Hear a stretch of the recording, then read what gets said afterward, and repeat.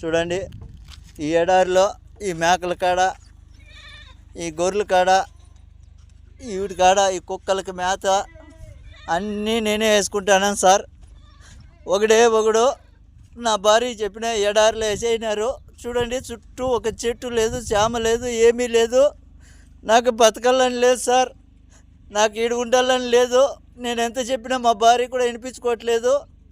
ఎవరు చెప్పినా కూడా నా మాట నమ్మడం లేదు. ఆ పావురాలకి, ఈ కుక్కలకి అన్నిటికీ మేత, మంచి చెడ్డ అన్నీ చూడాలి.